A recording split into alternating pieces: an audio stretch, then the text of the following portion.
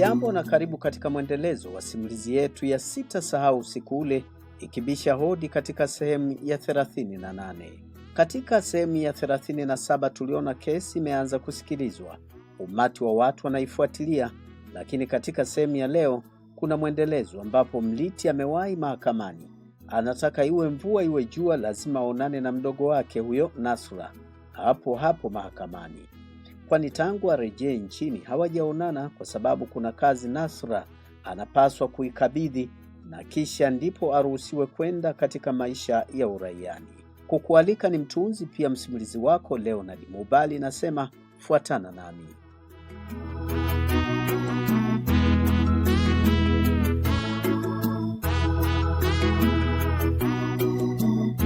Msikilizaji wangu, mahakama ilikuwa imejaa kama kawaida, heka bashasha za kutaka kujua hatima ya kesi ya mauaji ya mzee Nyalile na mkewe. Zikionekana wazi kabisa hizo heka.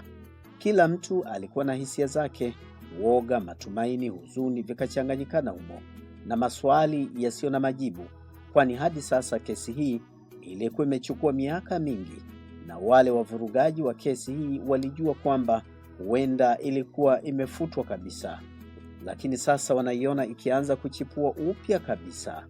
Msikilizaji wangu, Mliti alisimama upande mmoja wa ukumbi, macho yake yakitafuta sura ya mdogo wake Nasra, kwamba yupo wapi ndani ya ile mahakama, amekaa wapi, lakini wala hakumuona kabisa. Moyo wake ukanyongea, ukizingatia mara ya kwanza hawakuonana ana kwa ana, walionana kwa mbali.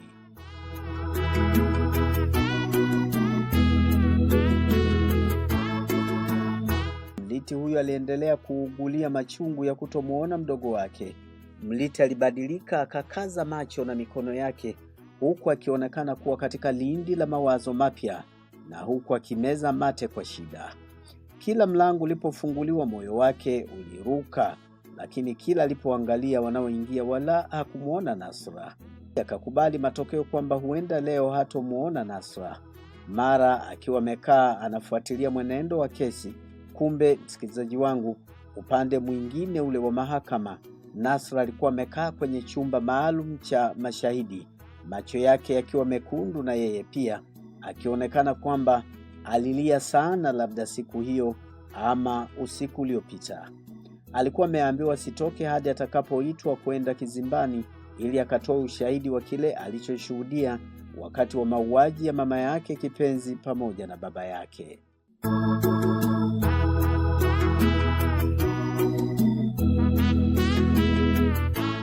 Jambo jingine ni kwamba kule kulikuwa hakuruhusiwi matumizi ya simu na simu zilikuwa zimekusanywa mahala. Hivyo Nasra hakuweza hata kumwandikia kaka yake ujumbe wa maandishi mfupi kwamba nimo humu ndani na kueleza kwamba nipo upande fulani. Nasra katamani angelikuwa na simu, basi hata angemtumia kaka yake ujumbe mfupi amwambie tu kwamba kaka Mliti, nimo ndani humu na nipo upande fulani. Lakini ghafla wakati akitafakari hayo, Nasra akamwona wakili mmoja akipita karibu yake. Akamwambia, unamuona yule kaka pale? Maana yeye alikuwa anamuona Mliti, lakini Mliti hamuoni baada ya macho kuhangaika sana. Akasema, ni kaka yangu anaitwa Mliti, ni kaka wa damu. Kamwambie nipo humu mahakamani, najua na yeye macho yatakuwa yananitafuta.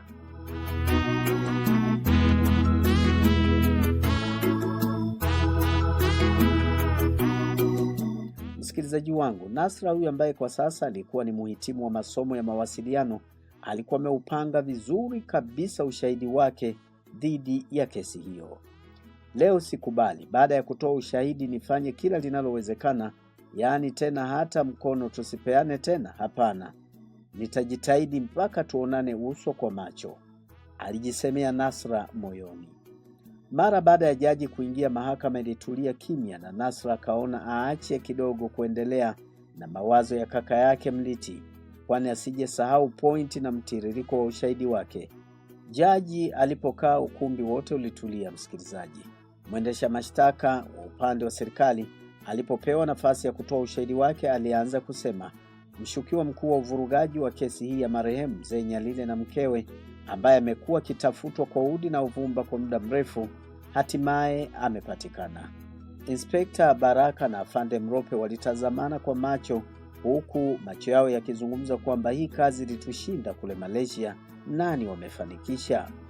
Ukumbi ulilipuka kwa mshangao uliochanganyikana na furaha, wengine na viulizo.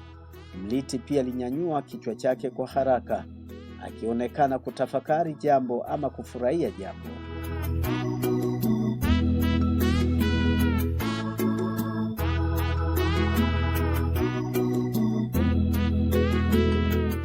Nasra chumbani alipokuwa alishika kifua chake kwa nguvu, akavuta pumzi juu kisha akazishusha.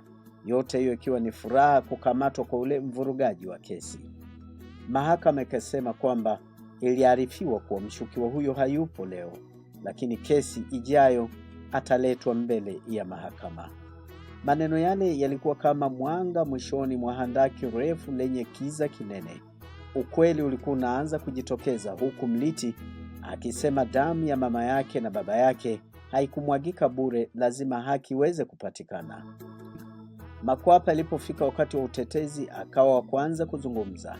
Mheshimiwa Jaji, mimi na Majuto tumekuwa tukisingiziwa tu na tumesota miaka mingi ya kutosha gerezani, lakini hatuhusiki kabisa.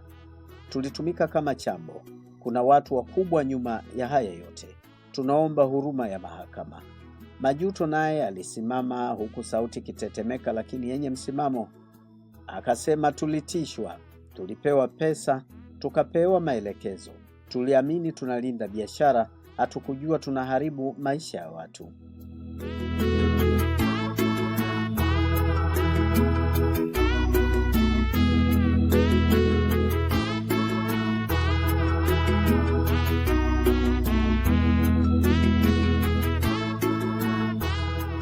Ukumbi ulijaa minong'ono. Wakili wa upande wa mashtaka aliandika kwa haraka yale yaliyokuwa yamezungumzwa, huku akitabasamu kwa pembeni. Huu ulikuwa mwanzo wa mpasuko mkubwa kwenye ukuta wa uongo. Baada ya kesi, wakiwa nje, Inspekta Baraka alisimama kimya akitazama anga. Afande Mrope alimsogelea, uso wake umejaa masikitiko. Msikilizaji wangu, kesi sasa imenoga, ushahidi umejipambanua na kuanza kusomeka kama kitabu.